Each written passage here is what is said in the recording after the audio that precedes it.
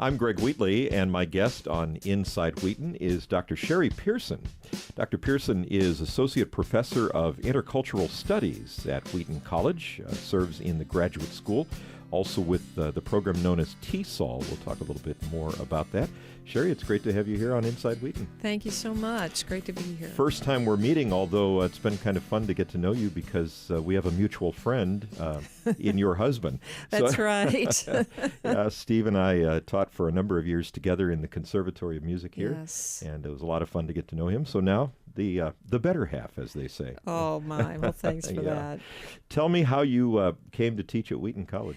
Wow, I came to teach at Wheaton College as a student. I came we had just come back from Sweden, where we were teaching at the Nordiska Bibelinstitutet, which is a Nordic Bible Institute through Greater Europe Mission. And I came back to actually become a student in that program. And I ended up, during that time that I was a student, they were looking for a second person in the then TESOL certificate program, MA program. And so I ended up being the person that happened with. That was over a process of time, but it was a big surprise, becoming student to teacher. Probably a lot of our listeners, Cheri, will recognize that acronym TESOL. But right. Let's flesh that out. What does that mean? Right. TESOL is Teaching English to Speakers of Other Languages. And this is a MA program that helps teachers learn how to teach non-native English-speaking students, whether they be K-12 or whether they be higher education or whether they be adult education, like refugees and that come here to the United States. So we train people in methodology and linguistics and skills of reading, writing, speaking, and listening, curriculum development, research, and they become teachers that teach non-native speakers English for various purposes. This is one of those things where I think you sort of assume, well, I know how to speak it, I could teach it. That's right. That's not true. That's right? that's a myth. Yeah. And certainly one of our biggest desires here is to professionally prepare educators who will go out and teach in a range of situations, whether it be with adults like right here in the World Relief Program that's just down the street from us, or whether it's in a intensive English program in Chicago, or whether it's across the world in many, many countries, South Asia or Africa or Latin America, Europe, where you teach English to speakers who need it for specific purposes, such as reading, writing, speaking, or listening, or to globally, even as we get into the specializations like business or medicine, or any of these specialized areas where they need the language. Even the area of theology is an important part. Is there, and I want to come back to that because yes. I know you've got some experience in that. Yes. Is there a difference, or is it just a terminology difference in this and in teaching English as a second language? Didn't they used to call it that? Yeah, it really is, but, and it's very, very aligned with English as a second or foreign language, and we still use those acronyms. But I think teaching English to speakers of other languages probably helps us to understand that these students may have 2 or 3 languages. Mm-hmm. We have the majority of the world speaks at least 2 languages.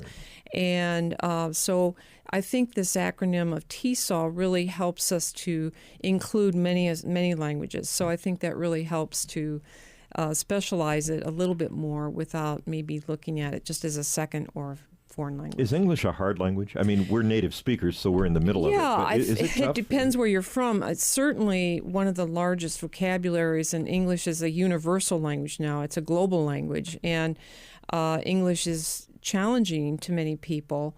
It's just that it has such a wide use, and so the purposes of what you teach it for, whether that just be reading or whether it be for communicating across cultures, it can be a challenging language, certainly. Let me ask you about your work with theological writing and English. Right. I would think you're just compounding that complexity when you get into theology, because there's a lot of technical language. Oh, right? There's a lot of technical language. And it's like any specialization. When you think of medicine or you think of law, there's specialized vocabulary, there's specialized grammatical structure. There just tends to be, it's complex, and it's an academic language. Mm-hmm. And so English, for Bible and theology, as we've come to call it as a discipline, requires the students to have you can't just be a beginner. Most of the students that do get into this area are students who have a pretty good grasp of the basic English skills, but they need assistance in the reading, the complexity, the academics, the theological concepts, understanding that. And many books are not written for non-native speakers. They have native speakers in mind when they're writing these texts. So many students need the facility to read well, to read efficiently, to be able to comprehend, and then perhaps use it, maybe even teach in their own language. But they have this incredible bibliography in the English language that they need to access. So that's why I'm very committed to working in this area for students who really want to be able to access all the bibliography that we have in English, especially for our, when we think of the Protestant Reformation. Yeah. Which is a good springboard into this, because I think, if I'm not mistaken, a lot of your work in that has been in the Swedish language. Well, Is that true? Or I know you lived there. That's where it started for me, certainly. Steve and I were in Sweden for a number of years with Greater Europe Mission, and we were teaching at a Bible Institute there, and I was teaching English to these incredible students, Swedish and Finnish, and then in the international division we had groups from the Baltics, and teaching these students who were really proficient in the English language. They'd learned it for 10 years, in their early. Sometimes they start as early as the third grade.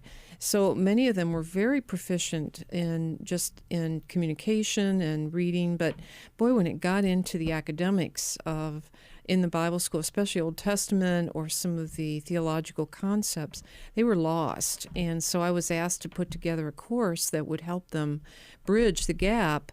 And wow, even though I have an English teaching background, I was teaching secondary English to native speakers in high school, but that's a whole different ballgame than teaching non-native speakers. But so in Sweden, this is where it began, and it was tremendous because it brought together all my passions for language, and the Swedish I had learned was very helpful to me in helping them understand sort of some of the things they were struggling with. And then I went and took courses with them. I sat in the theology courses with them in the New Testament, Old Testament classes we had there, and it really helped me to understand some of the challenges they were facing. Tell me about your years in Sweden. You were there how long? Well, Steve started in 1979 in Sweden, a we were engaged at the time, and then as a family went over in the early 80s, and we were with till 96. So we were there quite a while, and I just learned to appreciate language through learning a second language from the bottom up. We went to school. I went to school. Steve already had the language, but I went to school as a beginner at the University of Gothenburg, and it was just an amazing experience. And to go through that and then to be able to use that in teaching the English language to these students for theological purposes was just amazing. Talk about, and that's been a number of years since you've been there. It has. But culturally? Culturally, it's on the surface, it looks quite similar, but it's deceptive. The Western Europe is very different than America, and even though many of us have family, that's where our roots are.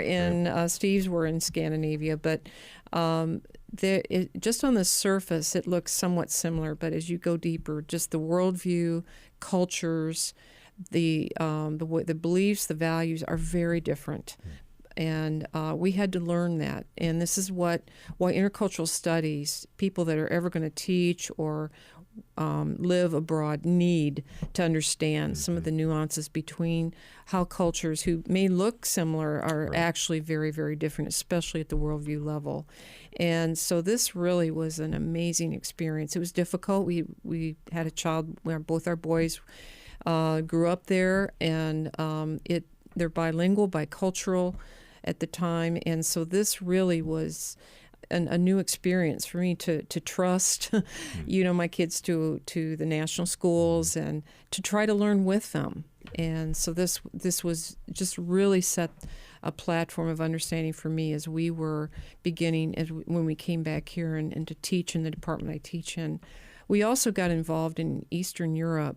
We were there at a very interesting time when communism was beginning to break up. Late 1980s. That's right, early 90s. And so we had an international division open in our school, and so we were getting students from the Baltics. And that was just an amazing experience as well, trying to understand what their needs would be. We had a one-year school for them, and everything was in English at that time. So that was a whole new experience, not just certain classes, but everything was in English. And many of them had studied English, but they had more of an academic, but they could not speak very well in terms of communicating with their professors and things like that. So that was a new challenge that we really welcomed, because we then got invested into the Baltics and really still are invested there very much with friends, former students, and we are very connected to that part of the world. Talk a little bit, Cheri, about some people have described Europe, and now I think increasingly the U.S. is being called this post-Christian time. Yeah, that's interesting. That's resonate with that? Or? Yeah, absolutely. I think that it's interesting that Europe is still very. Has many incredible churches, and there is a real live, living church, obviously, throughout Europe, and there's many things we can learn, but there is it is somewhat, it's become very secular, and sometimes even a discussion about God seems irrelevant to people, and so it can be challenging to work there, but I think that people are looking for something and that there's an openness that and there's an opportunity to discuss, because we found where we lived that people really like to discuss ideas, and you have to really know what you believe and why, and there's a rational way of presenting that, the gospel, and I think it almost surprised people at times that there are really people that think through their beliefs, and I think this was one of the ways that we were able to connect. And also found that if you have something to offer, like a skill or a service, sometimes that creates trust in ways that otherwise you're just foreign, or you're trying to bring something in that they don't want. Yeah. So there's such a rich history there of spirituality, but a lot of times it's gotten secularized, or just post-Christian, as you called it. Right.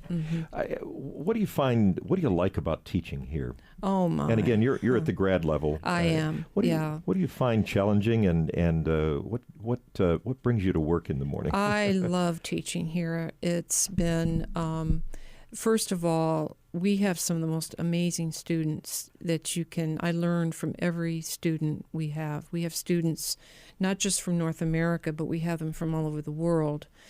And these students bring in perspectives and values that help us to understand what is the global church. And some of them come at great sacrifice for families and so on. So just that helps me to engage each day, and that gets me up going in the morning. Another thing, I think that teaching is a calling, and I really feel that I've been called here to teach these students, and they teach me as well. And another thing I just love is that I can get out into the field of teaching. A lot of my students do practica in the area here, and some of them do it overseas. And it gives me an opportunity to really see what they need to be better teachers, to be salt and light in secular contexts and also in sensitive access parts of our world. We have this opportunity to see how this connects. The other thing is the integration of our faith and our learning. I think this is so critical for educators who to know how to appropriately represent our Lord in the classroom and in different programs they're in. And so this really excites me. The students are the heartbeat, but it's also the research and the work that we do here, and working with the colleagues I work with. Dr. Alan Seaman is the director of our program, and working with him and working with all the others who are in the intercultural side has been just a real privilege. So these are some of the reasons I get up in the morning and come to work. Yeah. I have to say, I can't remember too many days when I haven't really just been glad to get over here and get started. It's a great privilege to feel like that, isn't it? It is, and it doesn't happen to everyone, that's for sure. Yeah, you have to be excited since that's your area with one of the new strategic initiatives in the globalizing of education. Yes, and certainly we are so glad that this is something I think the Intercultural Studies Department has been doing since Dr. Will Norton had this vision many years ago, and Dr. John Gratian and